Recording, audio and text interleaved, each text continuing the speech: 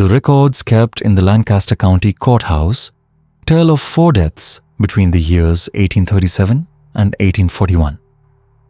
One was an attorney found broken on a fog-drenched morning after his horse threw him. Another, a banker, was pulled lifeless from the shallow waters of Mill Creek. A circuit judge collapsed suddenly at harvest time, struck by an illness that arrived without warning. And the county sheriff, he was discovered at the bottom of his own well. All 4 were men of standing. All 4 died tragically. And yet, the records do not whisper the most unsettling detail. Each of these men was married to a daughter of the same Irish Catholic family. 4 sisters, 4 weddings, 4 funerals, each within a year and a half of the vows being spoken. The Brennan sisters, Bridget, Catherine, Margaret, and Sarah, had inherited the largest farm in Lancaster County. And they would do anything, even kill, to keep that inheritance whole. But before we step further into the shadows surrounding these 4 widows, let us drift back to the summer of 1836. To the quiet farmstead where candlelight flickered in a stone farmhouse, and where a single conversation set the course for what would follow. The Brennan family farm stretched across 847 acres of the richest Pennsylvania soil. To the north, the land was kissed by the steady waters of Mill Creek. To the south, it touched the Lancaster Pike, where wagons creaked and horses' hooves beat their slow rhythm. Patrick Brennan, their father, had carved this domain from wilderness.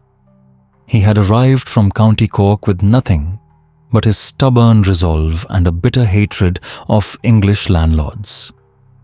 Over 37 years he had built not just a farm but a dynasty. By 1836, the property was worth more than many small towns. Its stone house was spoken of with awe rivaling the finest in Philadelphia.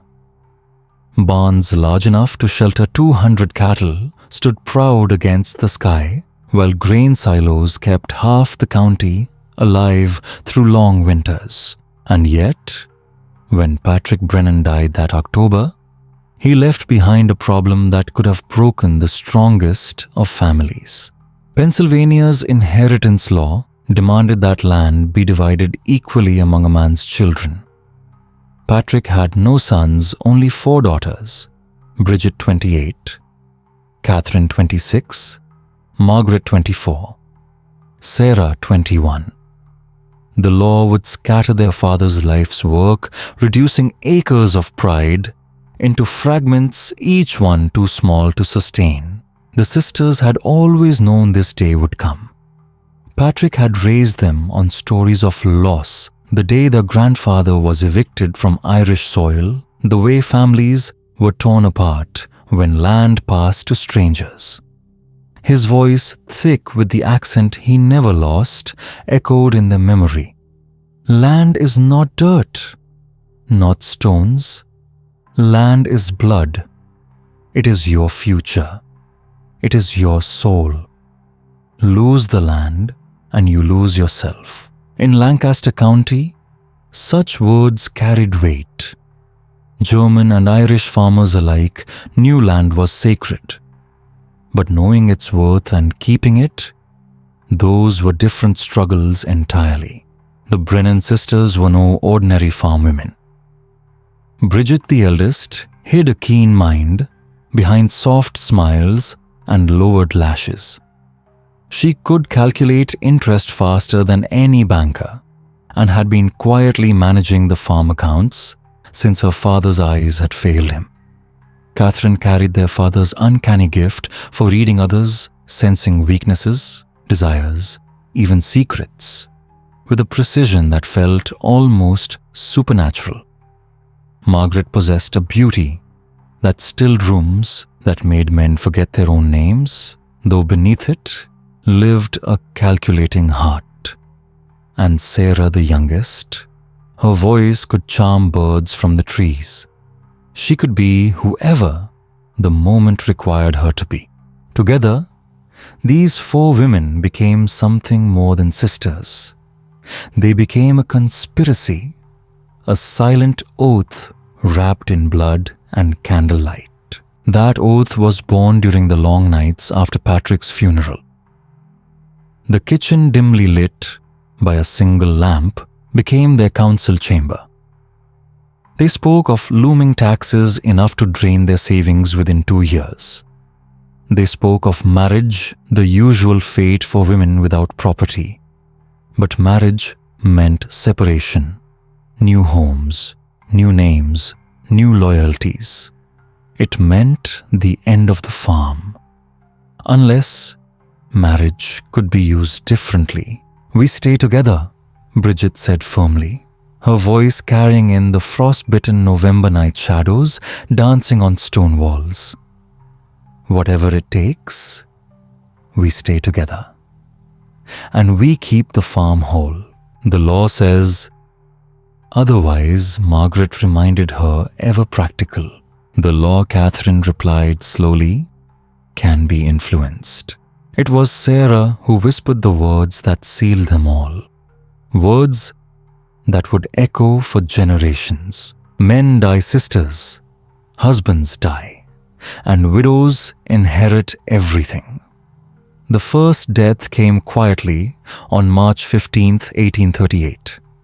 Just 14 months after Patrick Brennan's funeral, and only 6 months after Bridget Brennan had become the wife of Thomas Hennessy, Lancaster County's most respected attorney. On paper, Hennessy had seemed the perfect choice.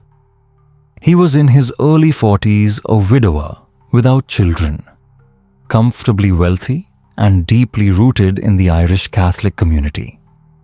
A man who could pay the crushing Brennan property taxes without a second thought.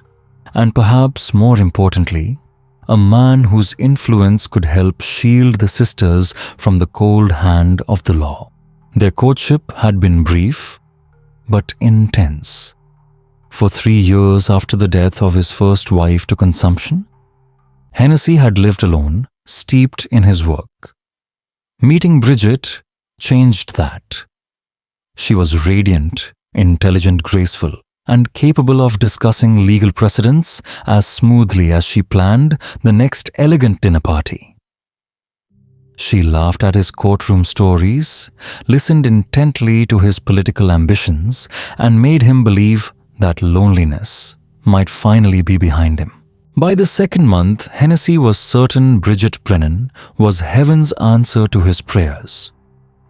Their December wedding in 1837 was a grand affair whispered about in every parlor across the county. And when Hennessy moved into the grand stone farmhouse, bringing with him not only wealth but legal expertise, it seemed the Brennan fortunes were secured. He even created a complicated but entirely legal trust, one that ensured the farm would remain intact for all 4 sisters. But Thomas Hennessy had not counted on Bridget's deeper loyalty. Within weeks, he realized her devotion lay not with him but with her sisters. Catherine, Margaret, and Sarah continued to live under the same roof, and when Thomas suggested privacy might better suit newlyweds, Bridget's reply was ice cold. "My sisters are my blood, Thomas. They stay." The chill between them deepened. Soon he discovered Bridget was using his contacts to pry into the finances of Lancaster's most eligible bachelors. When he asked why, she smiled softly, claiming she was merely ensuring her sisters' futures. But behind her calm words, he sensed something harder, something calculating. Then came the morning of March 15th. It began with an argument. Hennessy had been offered a position in Philadelphia, an established practice that would expand his career and elevate his name. At breakfast, he presented it to Bridget as their future, her spoon stilled over the porridge. "We're not leaving," she said flatly, eyes fixed downward. "This is our chance," he pressed. "Our life could be more than a country farm. The sisters can visit us in Philadelphia. perhaps even live with us after they marry. Only then did Bridget raise her gaze. Later, Hennessy confided to his clerk that her look had frightened him. "You don't understand, do you, Thomas? We don't leave, we don't separate, ever." By 9 o'clock, the fog was thick across Lancaster Pike. Hennessy saddled his horse and left for town. Neighbors later recalled hearing raised voices from the farmhouse, though the mist swallowed the words. At 9:30, the horse returned, riderless, trembling, its coat lathered in sweat, eyes wide with terror. Bridget cried out at once and summoned a search. They found him 3 hours later, half a mile from the farm. His body was twisted upon the roadside, neck, broken chest, bruised, his skull blooded. The coroner, Dr. James Mallister, recorded the findings consistent with a violent fall. The horse, perhaps startled in the fog, had thrown its rider and trampled him as it fled. It was a tidy explanation. And yet, questions lingered. Hennessy was no novice horseman. He had ridden that stretch of road hundreds of times in rain, sleet, and snow without incident.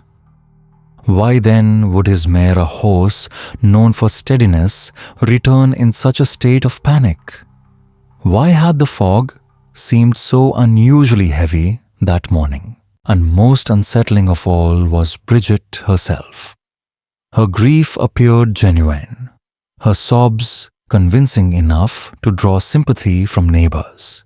Yet almost in the same breath she turned to business. The will, the assets, the legal protections for the farm, as if the tragedy were not the end of something but the beginning. The funeral of Thomas Hennessy drew hundreds. Lawyers, judges, clerks, and farmers gathered beneath the grey sky of Lancaster County, shocked by the sudden loss of a man so widely admired. His name carried weight in every courtroom, and now that name was spoken only in hushed tones of mourning. Bridget, clad in black, played her part flawlessly. She wept when expected, accepted condolences with quiet dignity, and let her tears fall with just the right heaviness. Yet to those who knew the sisters best, there was something unsettling in the air. While neighbors saw widow's grief, others caught glimpses of something different. 3 young women standing not as mourners, but as pillars of support. As though Bridget had not endured a tragedy, but completed a task. And her sisters were there to steady her hand for what might come next. And what came next arrived quickly. Within a month of Hennessy's burial, Catherine Brennan began to accept invitations from Lancaster's most successful banker, Hamilton Crawford. His story too seemed familiar. Crawford was in his late 30s, a Presbyterian who had converted to Catholicism to marry his first wife, a woman who had died 3 years earlier in childbirth. He was methodical, wealthy, beyond most men's dreams, and controlled the mortgages of half the farms in Lancaster County. His name too was spoken with a certain reverence, as if his signature on a loan could decide a man's fate. Catherine approached him with a mixture of fragility and quiet strength that proved irresistible. She came to his bank on Tuesday afternoons, at first to discuss the Brennan finances after Hennessy's death. Slowly, the business meetings turned into something else. She let her voice tremble at just the right moments, confiding her worry for her sisters. "Bridget still mourns," she whispered, lowering her eyes. "But Margaret and Sarah, they are so young, so vulnerable. The world is cruel to women alone. For a man like Crawford, who had no brothers, no sisters, and little sense of family beyond the rows of figures in his ledgers, Catherine's devotion shone like a rare jewel. Blood loyalty above all else, this was a language he had longed to hear. By August 1838, the engagement was official. By October, exactly 1 year after Patrick Brennan's death, Catherine stood as a bride. The pattern was repeating. The wealthy widower moved into the stone farmhouse, bringing with him not only riches, but also his expertise in finance.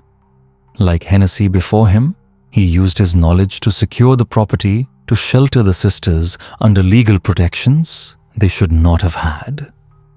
And like Hennessy, he did not question Catherine's insistence that the family remain united.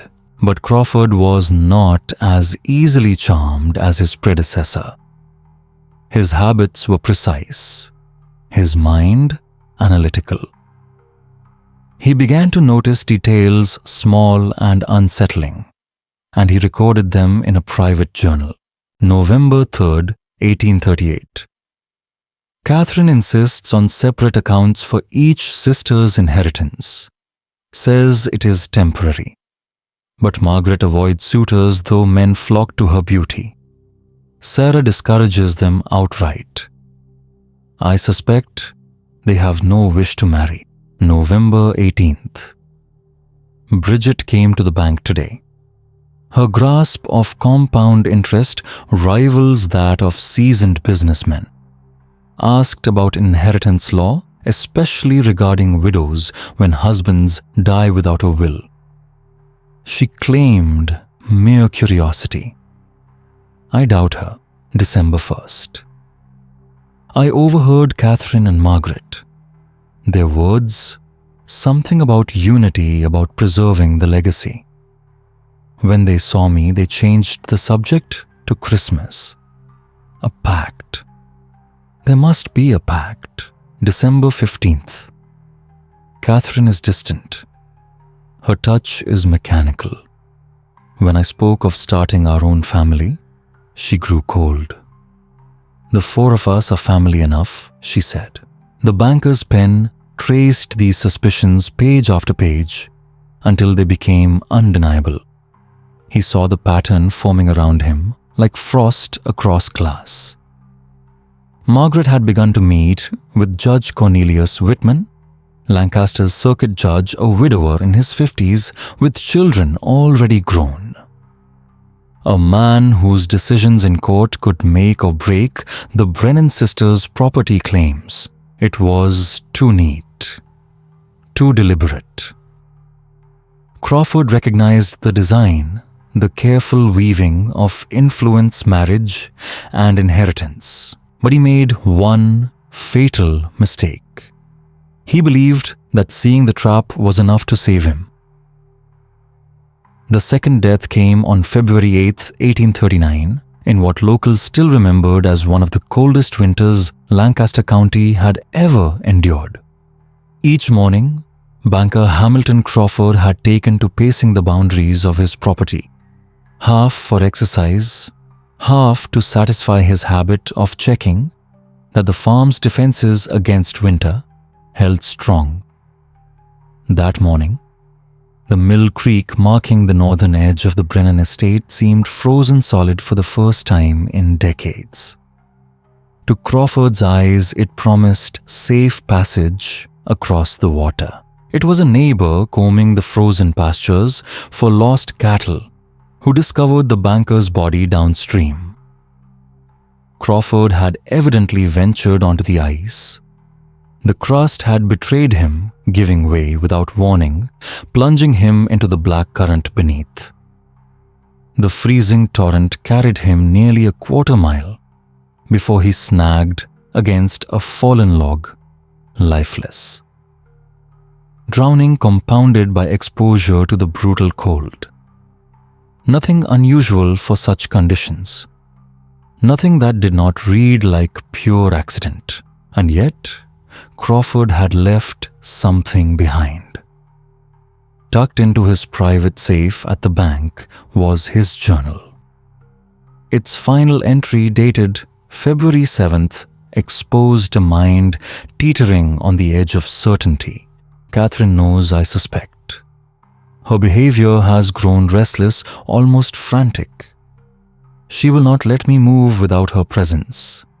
Calls it concern for my safety, but I feel watched, measured. Tomorrow I will confront her about my suspicions concerning Thomas Hennessy's death.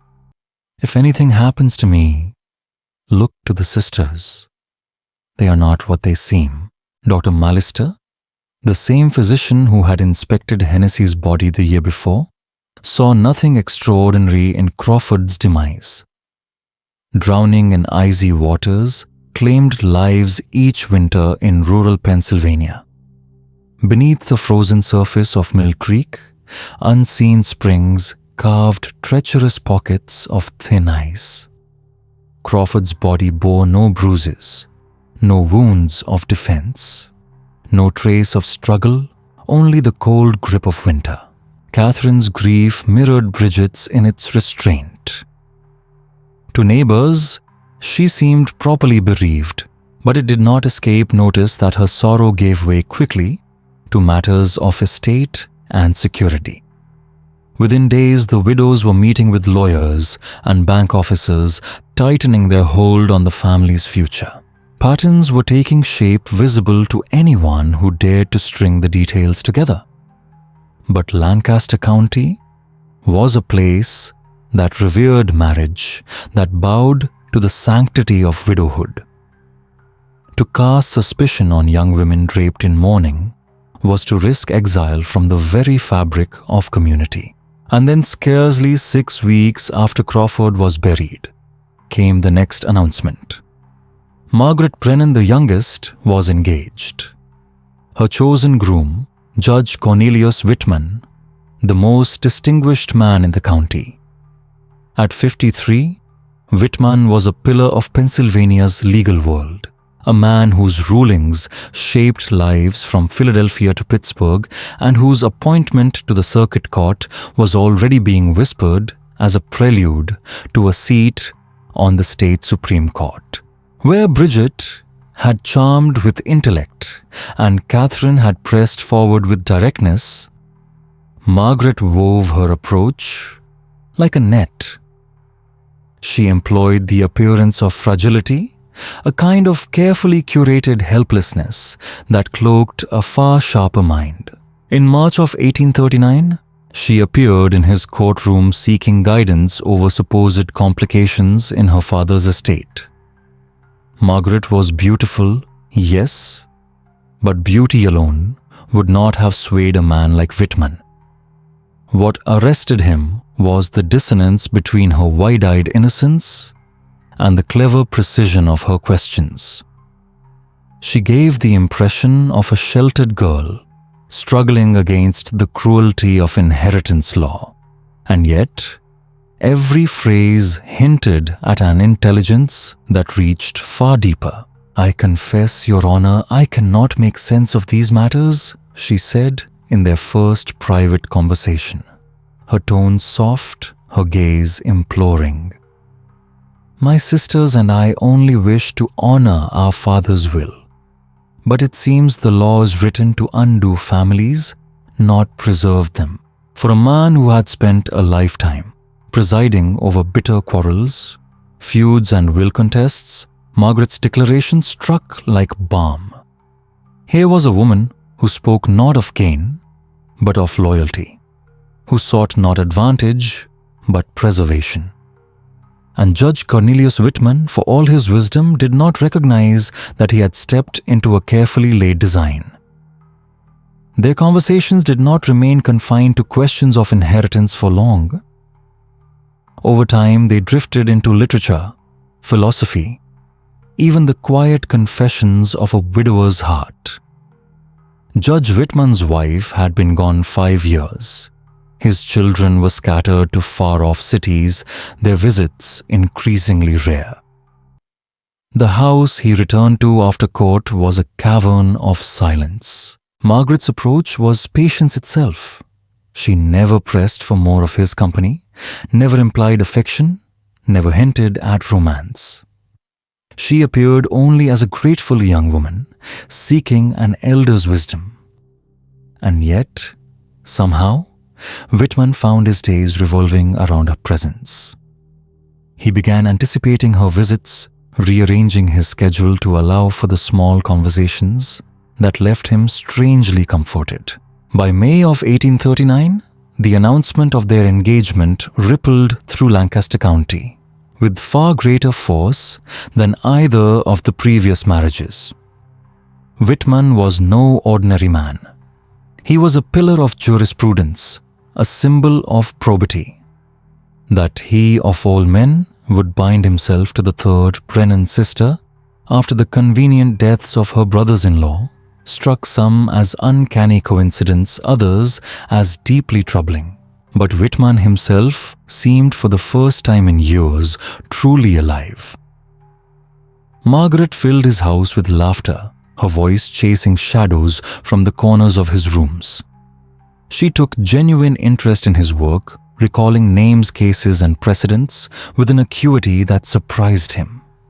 She seemed a partner, not merely a wife. And then 2 weeks before their wedding, she confided something that planted a seed of unease. "I worry about my sisters," she told him, her voice lowered as if afraid of being overheard. Bridget and Catherine have changed since their husbands died. They are secretive, so intent on keeping the family bound together. At times, it feels as though they're planning something, but I cannot imagine what. This confession would later divide historians. Was it the frightened admission of a woman trapped in a web she could not escape? Or the most cunning performance of all, means to absolve herself in advance, painting her sisters as the architects while she appeared the innocent? The wedding itself, held in July of 1839, was subdued compared to the sisters' earlier unions. Respect for recent bereavements muted celebration, while whispers in the community muted attendance. Still, the judge took up residence at the farmhouse, though he kept his town home for professional obligations. His weeks fell into a rhythm. Weekdays among the Brennans' weekends in Lancaster for court. Unlike Hennessy or Crawford, however, Judge Whitman's trained eye missed little. Within a month of the marriage, he began a private record, a ledger of observations that would only come to light decades later. August 10th, 1839. Margaret presses for my schedule in detail. Claims it is to plan meals, yet her questions focus more on when I will travel alone than on household matters. August 25th, 1839. Overheard Bridget and Catherine speaking of final arrangements and completing the plan. Conversation ceased the instant I entered. Margaret's response peculiar, not curious but frightened. Her fear may be genuine or an act. September 2nd, 1839. Found Margaret examining my will and insurance policies. She dismissed it as an attempt to better understand legal terms. Yet her questions were precise and too sophisticated for the novice she pretends to be. September 15th, 1839. Confronted Margaret directly with my fears. Her tears were immediate, her denials fervent. But the performance seemed practiced, almost rehearsed. Either she is prey to her sister's schemes, or she is far more dangerous than I imagined. Unlike his predecessors, Judge Whitman possessed both the resources and the instincts of a man steeped in law. Quietly, without alerting Margaret, he began pulling records, coroner's reports, witness statements, scraps of testimony others had overlooked. What he uncovered troubled him profoundly. Both Thomas Hennessy and Hamilton Crawford had quarreled with their wives in the weeks before their deaths, particularly over plans to leave Lancaster County. Both had perished in accidents that, while plausible on the surface, coincided with moments of heightened conflict. Most damning of all, each man had recently amended his will in ways that ensured his fortune funneled neatly into the Brennan household. The pattern once glimpsed could no longer be ignored. Judge Whitman's inquiries led him to a chilling realization. He was not the only man chasing the shadow of the Brennan sisters. Word reached him of a private investigator, Daniel Murphy, who had been quietly moving through Lancaster County. He asked discreet questions at taverns at the courthouse, even among the farmers whose mortgages had tied them to Crawford's bank. Murphy's inquiries circled the same unsettling themes: the sisters' finances, their alliances with powerful men, and their strangely calculated marriage prospects. But when Whitman tried to reach him, Murphy had already vanished from the county. Gone. Leaving behind only whispers of interviews, copies of property deeds, fragments of testimony. Someone else, it seemed, was beginning to stitch together the same grim pattern. And then came the evening that would change everything. It was October 30th, 1839, when Judge Whitman made the decision that could either save him or seal his fate. He chose to confront Margaret. The night was drenched in rain, the parlor dimly lit by a fire that snapped and hissed in the grate.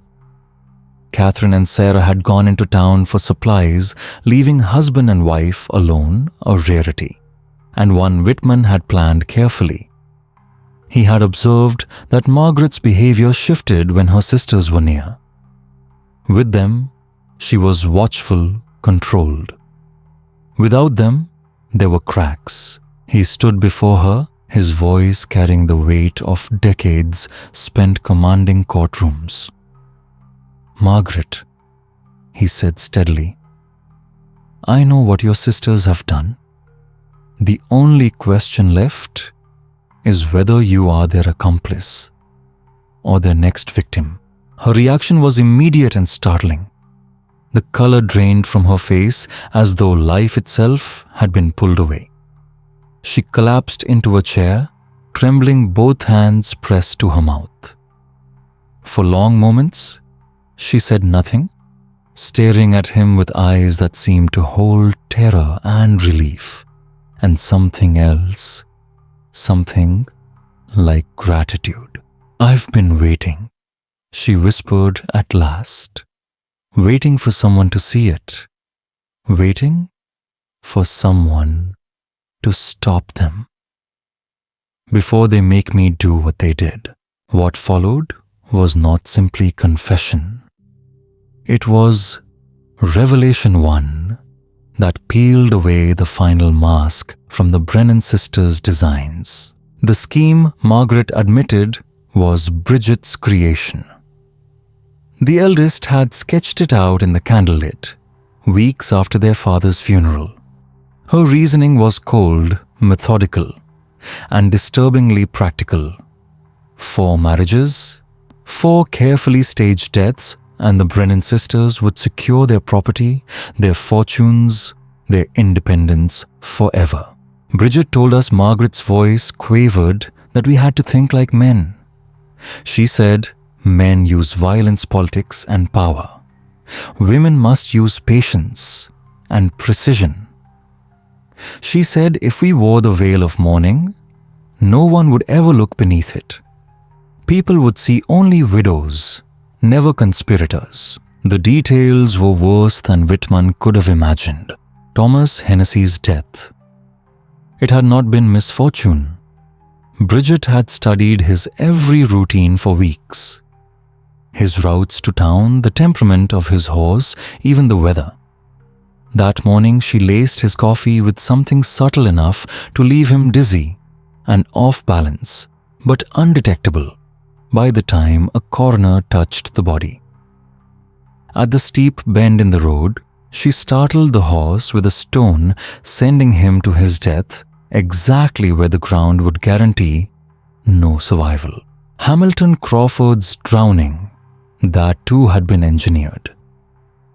Catherine had mapped Mill Creek like a cartographer of ice, noting the weak spots where hidden springs hollowed treacherous channels beneath the frozen surface. Then with heated iron rods, she had weakened the ice further, crafting the illusion of natural fragility. On that final morning, she insisted on walking beside him, something she had never done before. She guided him gently, almost lovingly, to the precise spot. And when the ice gave way, she watched. He fought. Margaret whispered through tears, but the cold made him weak. She held his head under the water until his body stopped thrashing. And then came the most damning revelation of all. Margaret herself had never been innocent. She had not been tricked into complicity. She had been coerced, threatened, bound to the pact. They told me, she said, her voice breaking, that if I refused, they would make it look as though I had killed Thomas and Hamilton out of jealousy. Bridget said no one would ever believe that three sisters could conspire so completely. But everyone would believe in one jealous, desperate woman. Judge Whitman sat frozen as her words unfolded. Every admission was both a dagger of horror and a cold confirmation of what he had begun to suspect. The calculated patience, the meticulous timing, the chilling efficiency, it was all true. And then came the final blow. Margaret revealed that his own death had already been planned. The date had been chosen. The methods were already prepared. His life would end on November 15th, 1839, barely 3 weeks away. The method chosen for Judge Whitman's death was chilling in its simplicity. Not an accident, not a fall from a horse or a slip upon the ice. No, his end would come from within poison. A slow, deliberate toxin that would mimic the heavy clutch of a heart attack, a fate all too believable for a man of his age and profession, worn thin by years of law and judgment. Sarah has been practicing. Margaret confessed, her voice low, as though even the walls might betray her words. She's tested different doses on stray animals, dogs, cats, creatures no one would miss. She's found the measure that kills quickly enough to be merciful, but slowly enough to pass as natural. And then came Bridget's most damning decree. Your death must be perfect, Cornelius. You are too prominent for another convenient accident. The town must never suspect. But Judge Whitman's inquiries had unearthed another dark thread, one he had not expected. Daniel Murphy, the investigator who had prowled Lancaster's taverns and court records, whispering about suspicions, was not who he claimed to be. According to Margaret, Murphy was theirs, hired by Bridget herself. Bridget wanted to know if anyone was growing suspicious, Margaret explained. She said we had to stay ahead of whispers to know every name, every question. Murphy reports back to her every week. The realization struck Whitman cold. His every cautious inquiry, every hushed request for documents had already been carried back to the very women he sought to expose. Even this confrontation, Margaret's trembling confession, could be part of their web, another layer of performance meant to lull him into lowering his guard. How do I know, he demanded, voice harsh in the flickering firelight, that this is truth and not another deception? Margaret did not answer with words, not at first. She moved slowly across the parlor, her footsteps muffled by the thick rug, and drew from a desk a small iron key she kept on a chain around her neck. From the locked drawer, she lifted a leather-bound book worn from years of handling. She placed it in his hands. This, she whispered, contains everything. Every plan, every death, every word we spoke in secret. I have written it all from the beginning. Even as Whitman opened the cover, the sound of hooves struck the mud outside. Catherine and Sarah returning from town. Margaret's eyes, wide with fear, met his. "They cannot know you've seen it," she warned. "If they suspect you now, they'll kill you tonight." And so he began to read. The journal was not a diary of guilt, but a ledger of conspiracy. 3 years of methodical cruelty committed in Margaret's careful hand. Its first entry chilled him to the bone. November 15th, 1836. Exactly 1 month after Patrick Brennan's funeral. Bridget has given us a choice that is no choice at all. We can watch Father's work dissolve into creditors and collectors, or we can seize control of our fate. Women through history have used marriage as weapon. But we shall use widowhood as strategy.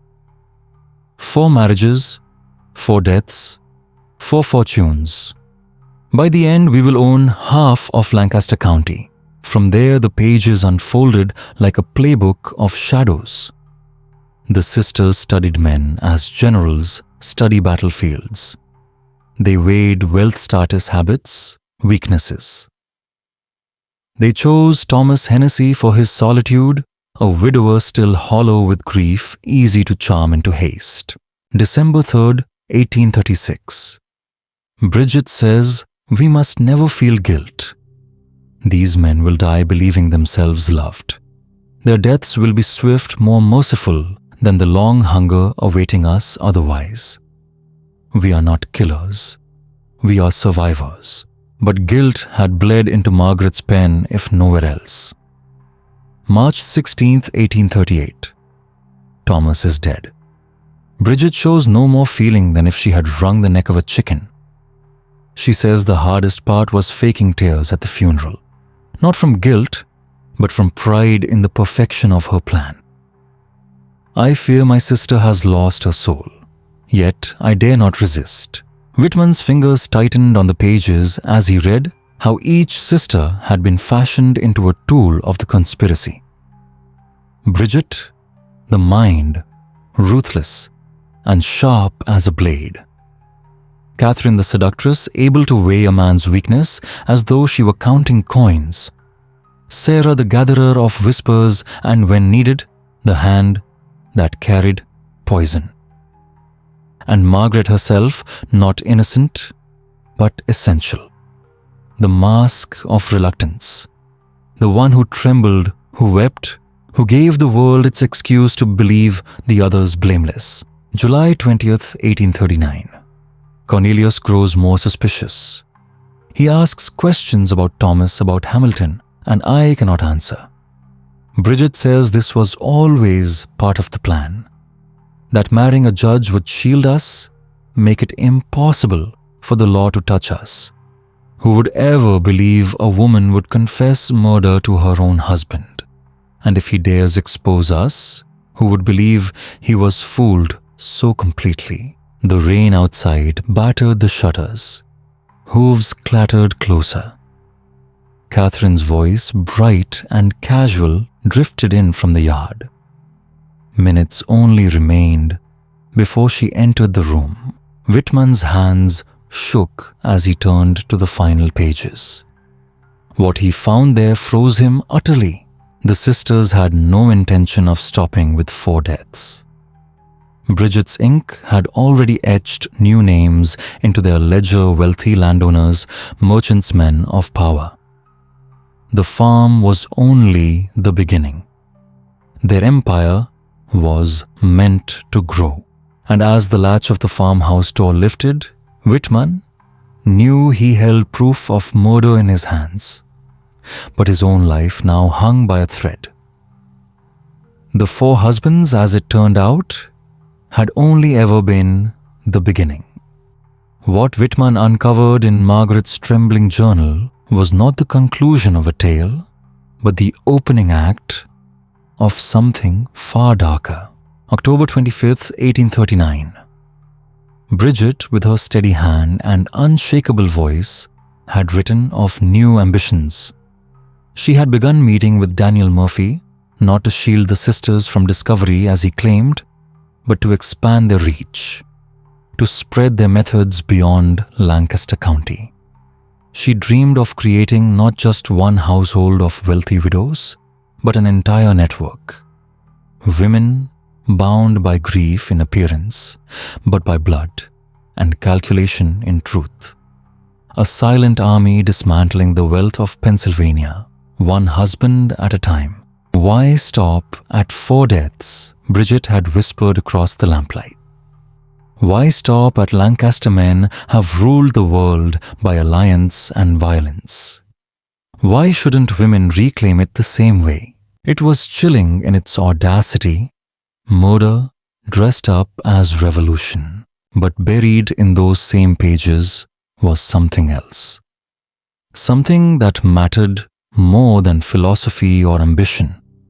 The careful notes of how Cornelius Whitman, Margaret's own husband the judge, was marked to die.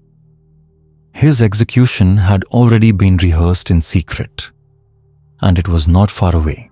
November 1st, 1839. Sarah had perfected her craft. Foxglove extract, the poison of choice. 3 drops slipped into Whitman's evening brandy would mimic the strain of his profession. Chest pains, shortness of breath, the slow collapse of the heart. A man of his age under his level of stress, it would be natural, unquestioned. Within hours he would be dead, and within a day the toxin would vanish without a trace. Margaret's hand had underlined the passage as if begging him to see the urgency. 3 drops will be enough. Bridget says my role must be perfect. The devastated widow who saw the end coming only because of the strain on his heart. If I falter, everything is lost. And so Whitman, the man who had spent his life passing truth from lies in a courtroom, was forced to act in the shadowed quiet of his own farmhouse parlor. He closed the journal, his fingers trembling on the worn leather cover, and looked into his wife's terrified eyes. Tomorrow morning, he whispered, barely moving his lips, I ride to Philadelphia, to the federal investigators. You are coming with me. You will tell them everything. Margaret shook her head, the blood draining from her face. No. Cornelius, you don't understand. We will never reach the county line. Bridget planned for this from the beginning. There are men watching the roads, people who owe her favors, even accidents she has rehearsed for us should we try to flee. They will not let us escape alive. Before he could answer, the front door opened with a cheerful creak. Catherine's voice floated down the hallway, sweet and deadly. Cornelius, Margaret. You'll never guess what we discovered in town. Her tone was bright, but beneath it, Whitman could hear the sharp edge of something cruel. Sarah's laugh followed, light, musical, and chillingly innocent. Mrs. Henderson at the dry goods store, Catherine continued, has been spreading the most delightful rumor. She says our family must be blessed with some unnatural charm. Imagine that our extraordinary luck in marriage. Sarah's giggle lingered a cruel echo. If only she knew how right she was. Margaret's hand found Whitman's beneath the table, trembling. Was it fear? Or was it yet another performance perfectly timed? What did you tell her? Margaret asked, her voice steady, though her knuckles whitened. Catherine appeared in the doorway, radiant, her smile sharp enough to cut glass. Why, I told her the truth, of course, that we Brennan women always take care of the men we love. We make sure they never want for anything, never have to worry about growing old or burdensome. The words slid through the air like a knife. Whitman felt his hand clench before he could stop it. These women, these sisters, did not view their murders as crimes. To them it was mercy, a twisted kindness, ensuring that men died at their happiest before disappointment could set in. Sarah glided into the parlor with a tray, graceful as a practiced hostess. The delicate china rattled faintly as she poured the tea, her sweet voice cutting through the tension. "I thought we might share some refreshment," she said, smiling, as she handed Whitman a steaming cup. "There's news Catherine and I heard today that will certainly interest you, Judge. Given your professional responsibilities." Her emphasis on his title was deliberate mocking. Whitman's mind raced. Had the poison already been slipped into his cup?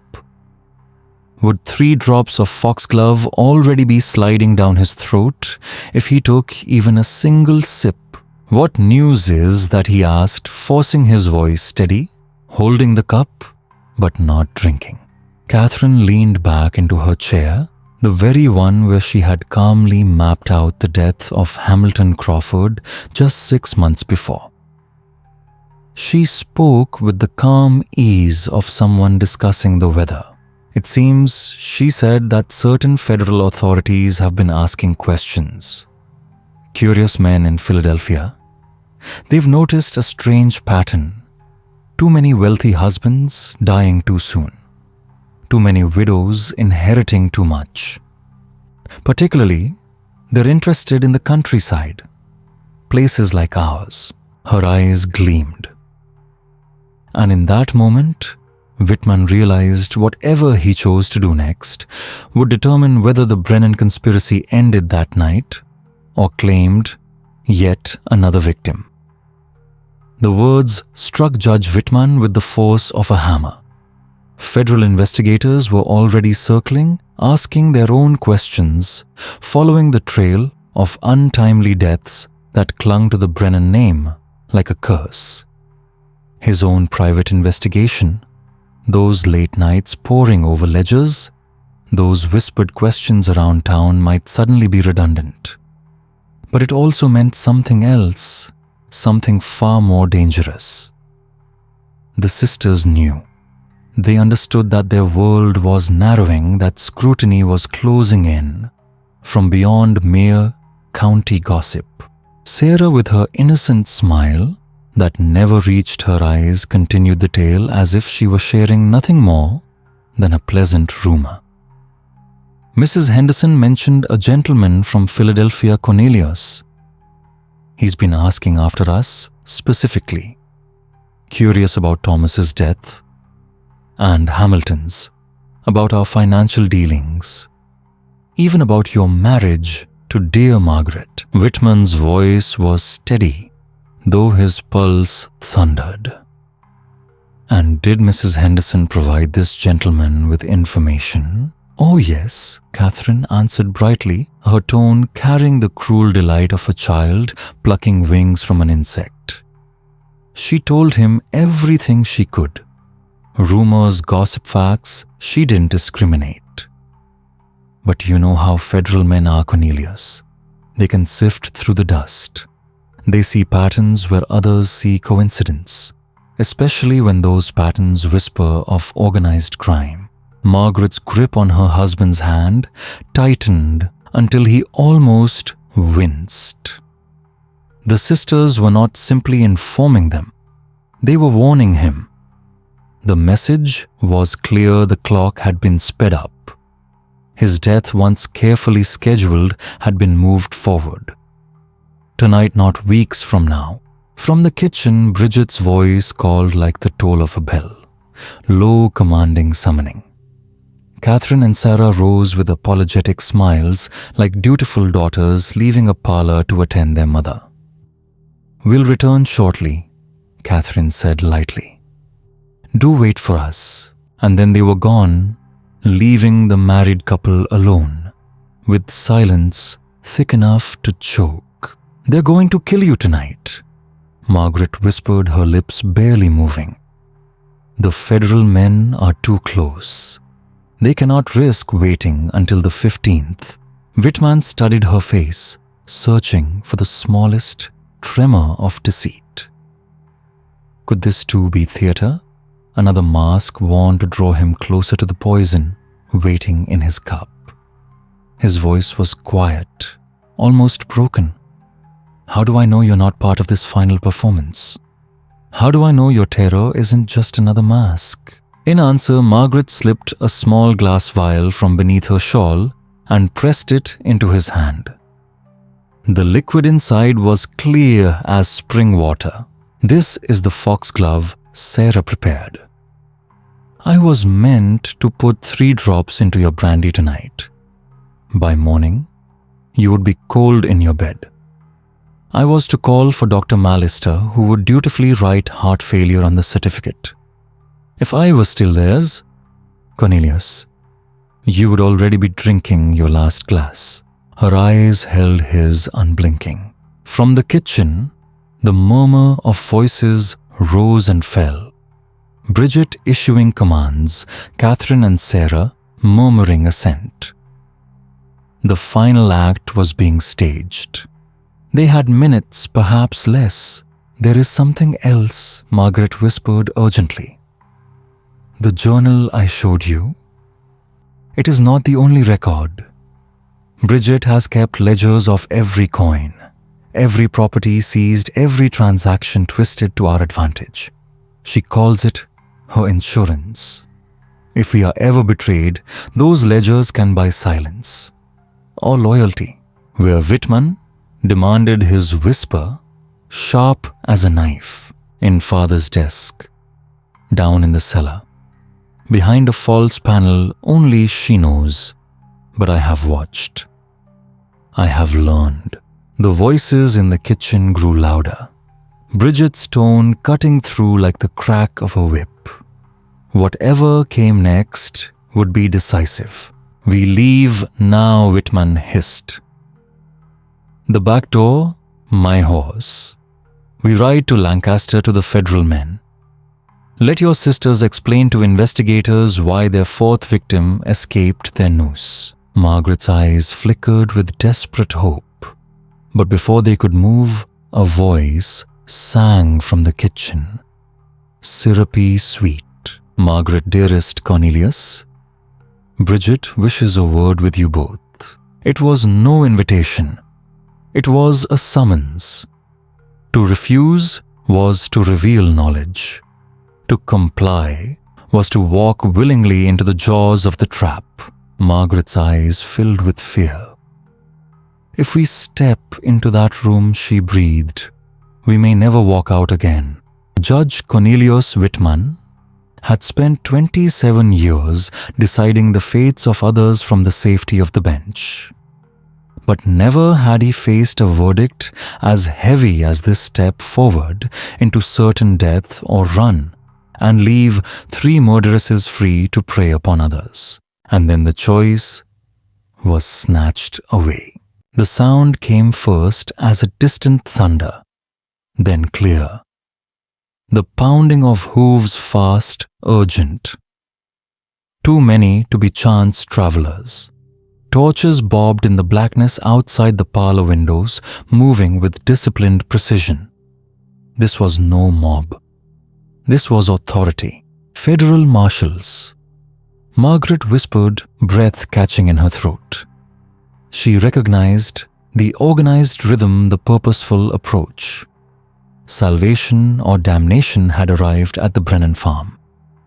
From the kitchen came a flurry of noise chairs being pushed back, cupboard doors being opened and closed, whispers as frantic as the hands of an overwound clock. Brennan had seen the horses approaching, and now they were putting into action the contingency plan they had reserved for this moment. Bridget appeared in the drawing room doorway, no longer the gentlewoman with the restrained smile, but now the image of a cold leader instinct turned to cold efficiency. Cornelius Margaret, she said, her voice like steel wrapped in velvet. We need to get our story together before the others arrive. There are explanations that will save everyone's lives. And there are truths that are more damaging than anything else. Though the door teetered between friendship and guilt, Bridget tried to control the conversation, as she had done even when the police had knocked. Whitman understood this woman would manipulate until the very end, even as the rope around her neck slowly tightened. I don't think so, Whitman replied, standing between his wife and her sister. Margaret and I will tell the investigators everything. You will answer for what you have done. Bridget's face changed. The calculating calm was gone. In its place was a genuine rage, revealing the monster that had been hidden beneath the finery for so long. You pretend to be a saint, she hissed, her eyes flashing. You think the law will save you from us. You think the federal marshals will care about a few deaths when there are fortunes and reputations to be preserved. Before Whitman could reply, Sarah was standing beside her sister, her gentle innocence gone, replaced by a look of ghastly hatred. You are naive if you think we operate without cover, she said. You think 4 women doing perfect crimes in 3 years doesn't attract attention. Someone up there is turning a blind eye. The implication was too strong. Some network of protection, some powerful hand trading, silence for wealth, or some other service. Catherine's footsteps blocking the entrance to the kitchen were like a ring that sealed off all retreat. Judge Whitman, she smiled, cold as a needle. You will see that justice is not blind. It only has a price. The front door shook under the heavy blows. A shout echoed from the porch. Federal marshals opened now, and the door swung open. 6 men entered, guns in hand badges flashing with fire. The commander, an old wiry man with silver hair and a weathered face, scanned the room like a real-life judge. I am Marshal William Davies, U.S. District Court for the Eastern District of Pennsylvania. He announced, his voice sharp. Judge Cornelius Whitman, you are under arrest for conspiracy to commit murder, fraud, and corruption in office. The words fell like a hammer. Their plan had turned, and the man in handcuffs was the man Whitman had thought might be the victim. What he had built up as evidence was turned against him. His position, his power, his connections were now incriminating evidence. Margaret stepped forward, tears streaming down her cheeks, her pain palpable. Marshal Davies, she cried, her voice choking. You don't understand. My husband is innocent. The murderers of Thomas Hennessy and Hamilton Crawford were my sisters. I have evidence. I have evidence that will show the truth. But Bridget had her script ready.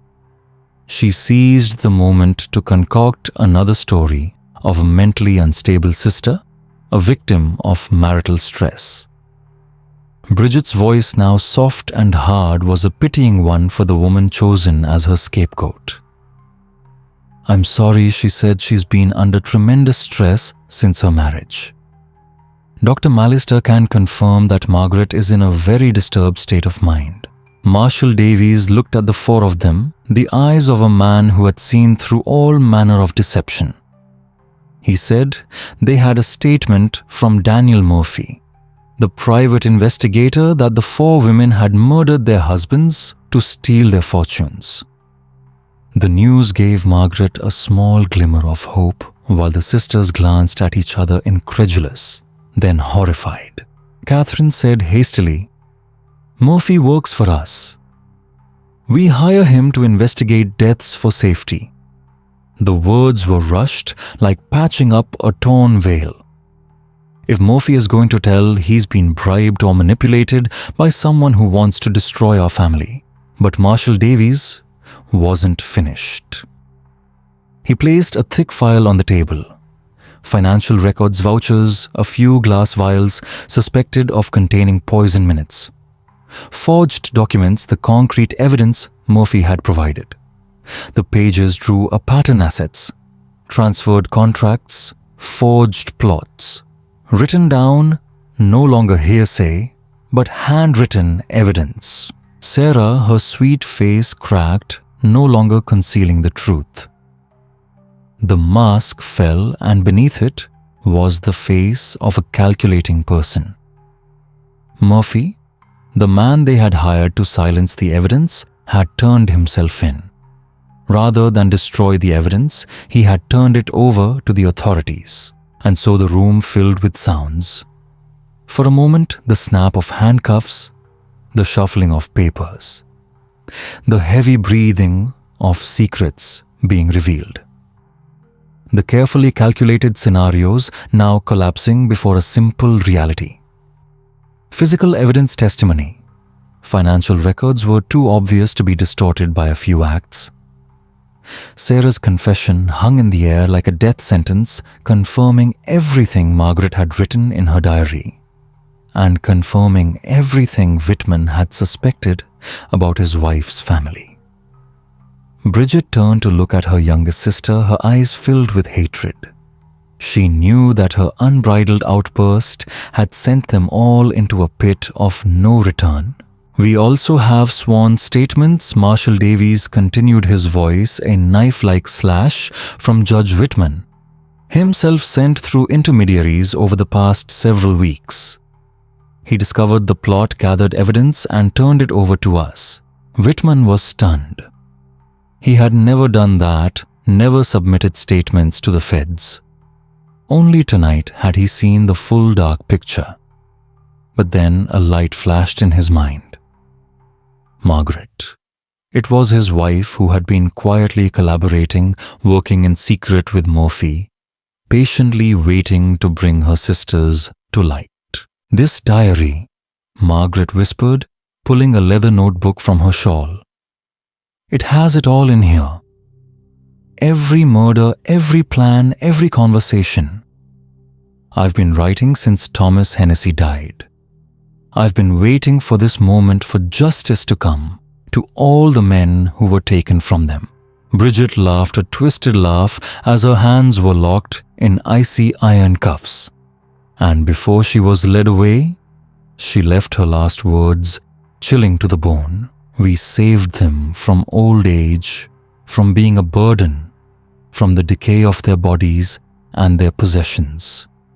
We gave them love until the very end. We were mercy killers, and history will remember us as women who refused to be victims of a system designed to crush them."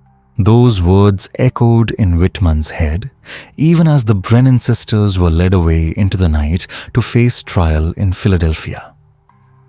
He understood that thanks to Margaret's bravery, not only had his life been saved, but perhaps dozens of other lives that had not yet fallen to the scythe of these cold-blooded widows. Because the Brennan sisters had planned to expand their model, creating a network of women who killed their husbands across many states.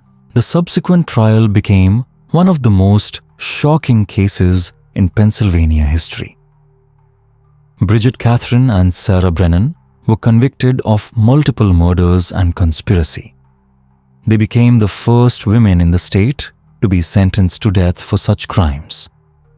On March 15, 1841, exactly 3 years after Thomas Hennessy was murdered, 3 ropes were let down, simultaneously ending the Brennan family's bloody reign. Margaret Brennan Whitman, in exchange for her cooperation and testimony, was granted immunity. She and her husband left Pennsylvania soon after the trial, moving to Ohio under a new name. The Brennan farm was sold to pay compensation to the victims' families, and the stone house that had sheltered so many dark secrets was eventually demolished. But as with all dark stories, there was a more haunting, final chapter. Years later, scattered records were found. They revealed that the conspiracy was not limited to Lancaster County. Unnatural deaths, 2 lucky young widows, appeared in Maryland, Virginia, Delaware, all following the same pattern. Someone had copied or had joined Brennan. The case set an important legal precedent that organized crime could form within families. That evil could not only wear male guises, but could also hide behind the gentle faces of women.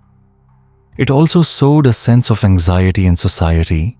How many other conspiracies have gone undiscovered, simply because no one wants to believe that women can be so cold.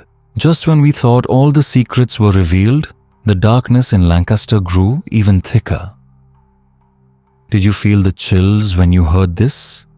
Share this story with a friend who loves dark mysteries. Click like to support, and don't forget to subscribe and turn on the notification bell so you don't miss the next trips into the dark side of history. The legacy of the Brennan sisters lives on, not in mourning, but in vigilance. Thanks to them, all subsequent unnatural deaths related to inheritance are scrutinized more closely. Society has learned that sometimes the scarest people are not strangers, but relatives. Partners, the faces we trust the most. Today, the land where Brennan Farm once stood is a commercial center, where people bustle about buying and selling, unaware that the ground beneath their feet once drank blood.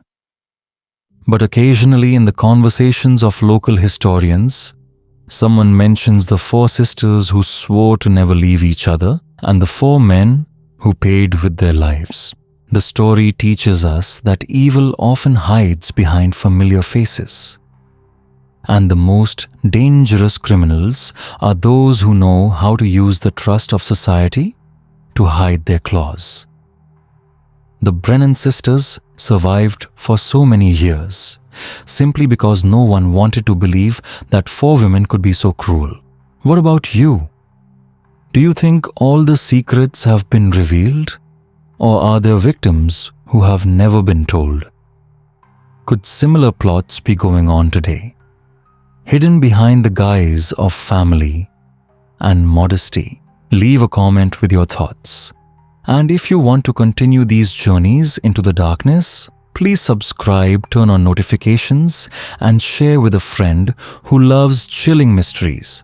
The darkness of history holds countless secrets, and together we will open each door. See you in the next story.